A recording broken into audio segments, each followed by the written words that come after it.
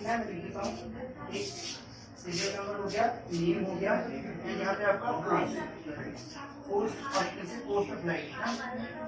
Post apply में TGT या PGT वाले जो बच्चे होंगे वो सब्जेक्ट भी लिखेंगे, राइट, और जो पीआरटी होंगे सिर्फ पीआरटी लिखेंगे। इस ऑर्डर में ही आपको माइक्रो टीचिंग के लिए वहाँ पे खोला जाएगा, या हम उसको रैंडम भी कर सकते हैं, तो रोज प्लान है ना वो रैंडम हो जाएगा कभी कभी बीच में, तो इस तरह से जैसे मेरा आएगा तो भूल जाते हैं। कॉल से राइट, एक बच्चा आएगा अपना इंट्रोडक्शन देगा, ठीक है, एंड कंफर्टेबली वहाँ पे दो ऑब्जर्वर ऑलरेडी बैठे हुए हैं, sir and Sanjeev sir, I am also there with you.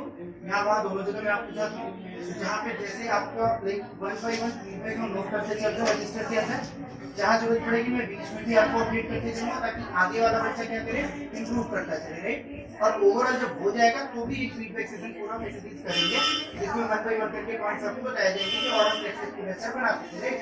ध्यान क्या रखना है कि जब भी कोई भी फीडबैक आपको दिया जा रहा है तो जरूर उसको आप अपने डायरी में नोट करो, और आई टोल्ड यू कि 10 तरह के पन्ने लेके बोलने से बेहतर क्या है, just make a diary, particular diary for interview. उसमें जो भी बात लिखनी है आपके मन की, मेरे मन की, किसी का सजेशन, किसी का फीडबैक, अपने बैचमेट से कुछ सीखने को मिल रहा है, उन्होंने बढ़िया किया, वो सारी चीजें हम उसी में क्या करेंगे, लिखते जाएंगे, और अपने साथ एक हाइलाइटर रखेंगे या 2 कलर का हाइलाइटर रखेंगे, दोनों को अलग अलग कैटेगरी में डाल देंगे। जो कैटेगरी से सजेशन है लेट से, उसको हमने एक हाइलाइटर से थोड़ा सा हिंट कर दिया ताकि दोबारा डायरी देखने को हमें पता लगता है। जो खुद के मन के सवाल है, खुद के मन के डाउट्स हैं, खुद अपने से जो समझ में आ रहा है कि इसको मुझे इम्प्रूव करना है, उसको दूसरे वाले कलर से हम क्या करें, हिंट कर देते हैं। तो जब आप डायरी ओपन करोगे तो you will be very much clear कि मुझे कौन सी चीज सजेस्ट की गई है from faculties and mentors, and कौन सी चीजें मुझे खुद से समझ आई है जिसको कि मुझे टीचर से क्या करना है, डिस्कस आउट करना है, ठीक है। कि भाई ये मैं सोच रही हूँ क्या ये बेहतर होगा क्या, जहाँ डाउट है, जहाँ एकदम कंफर्म हो वहाँ पे किसी से कुछ पूछने की जरूरत नहीं है, because you are the best evaluator of yourself. ये आपको हमेशा ध्यान रखना है कि हम जितना खुद का मूल्यांकन कर सकते हैं उतना कोई हमारा नहीं कर सकता है ना। हमें सबको अपने बारे में पता है कि what is the right side of us, what is the wrong side, हमारी स्ट्रेंथ क्या है, हमारी वीकनेस क्या है, हम कहाँ बेहतर परफॉर्म कर पाते हैं, कौन सी सिचुएशन में नर्वस हो जाते हैं, that we basically know, nobody else can know. बाकी लोगों को वही पता चलेगा जो आप बताना चाहोगे, है ना, और उसी के बेसिस पे they will trigger you, they will drill you, they will try to get your real side, real face, right. तो वो हम करेंगे अपने लेवल पे, कर ही रहे हैं, और आप लोग सब लोग मिलकर करेंगे। तो हम क्या करेंगे वहाँ पे, अभी टीचिंग में एक बेसिक गाइडेंस में आपको दे रहा हूँ, जो बच्चों का देख रहा हूँ, ठीक है। एक तो बोर्ड की जो स्किल्स होंगी जब आप जाओगे इंट्रोडक्शन के लिए, तो पहली बात मैंने आपको शायद बताया होगा, नहीं बताया तो बता देता हूँ जल्दी से। इंट्रोडक्शन में बहुत ज्यादा डिटेल्ड फैमिली बैकग्राउंड नहीं बताई जाती है, because they are trying to know about yourself, है ना।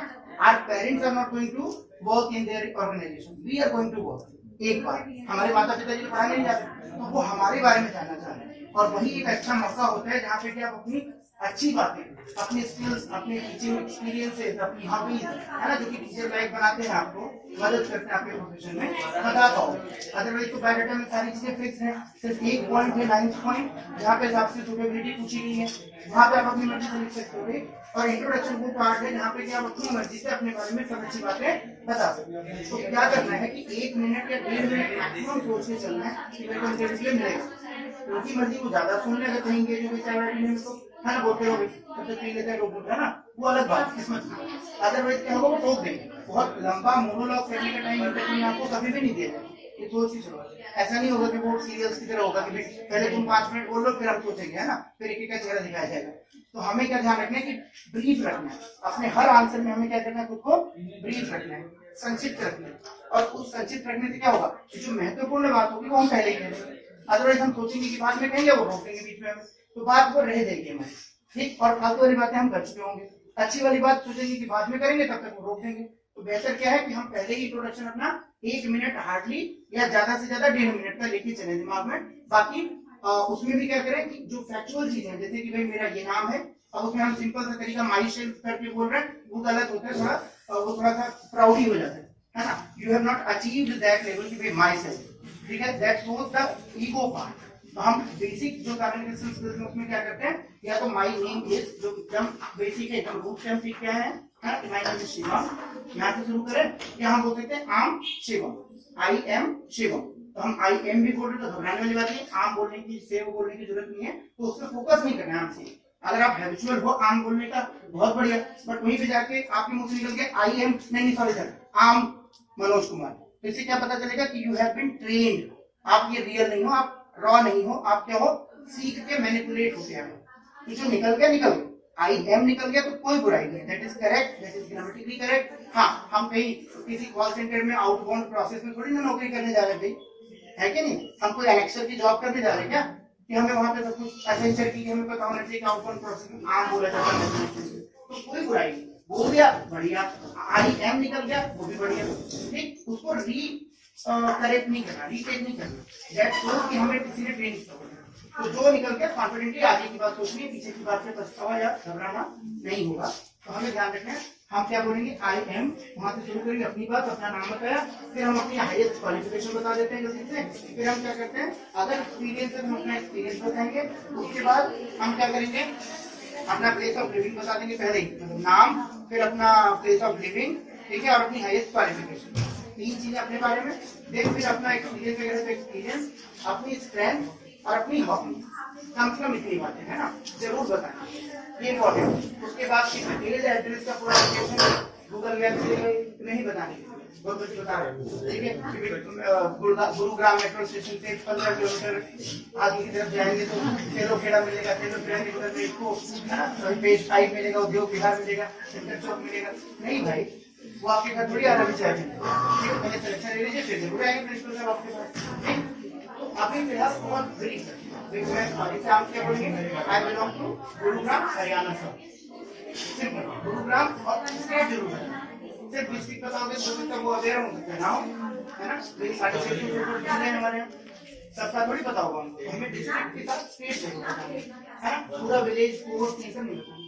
ये थोड़ा सा सीखी है तो किसी बताइए, आप I belong to Delhi, I am native of Delhi, I live in Delhi, कुछ भी इस तरीके के सेंटेंस छोटे छोटे बनाने का कुछ भी नहीं है, ठीक है। तो इंट्रोडक्शन जल्दी से करना है, और जब टीचिंग करोगे आप तो जो बोर्ड की स्किल्स होती है आपको सबको पता होंगी, आपने टाइप्स में अपने बीएड में पढ़ा होगा, बट होता क्या है कि आप जाते ही सीधे सीधे सब्जेक्ट और टॉपिक सब नहीं लिखते बोर्ड पे, आपसे एक्सपेक्टेड क्या होता है, आप लेफ्ट साइड में डेट लिखोगे, राइट साइड में आप जो है क्लास लिखोगे, पहले क्लास में total students, absent student, present student, TS PS ES, मतलब पहले प्रेजेंट फिर एब्सेंट लिखते हो, ठीक। अब आपको पता तो है नहीं, तो आप क्या करोगे, खाली लिख दोगे टोटल स्टूडेंट्स या टीएस इज इक्वल टू खाली स्थान, है ना, प्रेजेंट स्टूडेंट्स, एब्सेंट स्टूडेंट्स, खाली स्थान कर दिया।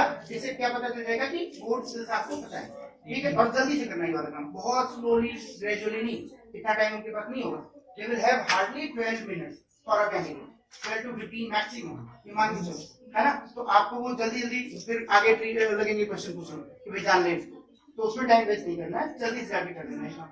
फिर सब्जेक्ट लिख देना है, टॉपिक लिख के छोड़ देना है, टॉपिक लिख के हेडिंग डैश करके छोड़ देना, ठीक। अब बच्चों से इंट्रोड्यूस कराना है टॉपिक, सीधे सीधे टॉपिक नहीं बताना होता है, वो अच्छा स्किल नहीं माना जाता। अब वो कैसे होगा, आप जानते हो, सारे लोग सब लोग प्रैग्मेटिज्म पढ़ के आए हो, है ना, प्रयोजनवाद क्या होता है, किलपैट्रिक साहब कौन है, उन्होंने सबने क्या कहा कि भाई inquiry based teaching techniques are good, जहाँ पे कि बच्चे को खुद थोड़ा सा ब्रेन स्टॉर्मिंग का मौका दिया जाए, है ना। हम सीधे सीधे जाके बच्चे की सारी प्रॉब्लम सॉल्व कर देंगे तो वो सीखेगा कैसे, वो तो डिपेंड होता जाएगा ना।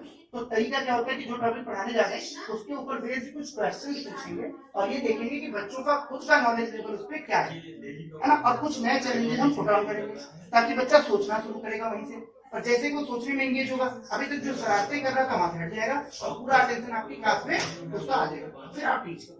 इसमें भी हम क्या करेंगे, लगभग 45 सेकंड 40 सेकंड का एक टॉपिक का इंट्रोडक्शन, इस तरीके के कुछ क्वेश्चंस पुट करके, बच्चे आप लोग क्या जानते हो, आप लोग कैसे खाते हो, कैसे पीते हो, क्या आपकी फूड हैबिट्स हैं, वेजिटेरियन कौन कौन है, नॉन वेजिटेरियन कौन कौन है, टॉपिक से रिलेटेड, है ना। अब मैथ पढ़ाना है तो भी हम क्या कर सकते हैं, एक का एग्जाम्पल ले सकते हैं, फैशन पढ़ाना है या कुछ भी इस तरीके का, ठीक है। इन्वायरमेंट पढ़ाना है तो भी हम खाने पीने की चीजों से शुरू कर सकते हैं, बच्चे जानते हैं, पसंद करते हैं, खासकर पीआरटी के बारे में।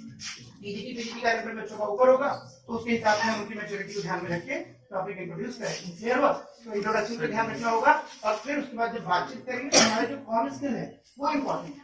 आप बात करोगे तो पर्सुएसिव वे में बात करोगे, आप बात पीछा छुड़ाने के तरीके से नहीं करोगे कि जल्दी जल्दी लोग खत्म करो, है ना। It should be convincing, convincing, I am not saying convincing, it should be convincing, right. मतलब you have to put pressure on words, आपको थोड़ा सा बात करने में क्या करना पड़ेगा, थोड़ा सा एक्सटेंड करना पड़ेगा अपने शब्दों को, बात समझ आ रही, खासकर छोटे बच्चों के साथ। जैसे जैसे पीजीटी लेवल पे जाएंगे हम लोग तो वो कम होता है, हमारा जो जॉ लाइन है ज्यादा खुलेगा कब, जब हम प्राइमरी के बच्चों को पढ़ा रहे हैं, कम खुलेगा तब जब हम पीजीटी के बच्चों को। ये कम ज्यादा का मतलब जब हम मुंह ज्यादा खोलते हैं तो हमारी स्पीड क्या होती है बातचीत करने की, कम हो जाती है ना, क्योंकि आपने बोला बच्चों, फिर वापस आने में टाइम लगेगा, इससे स्पीड अपने आप कम हो जाती है। ये छोटे बच्चों के लिए जरूरी है।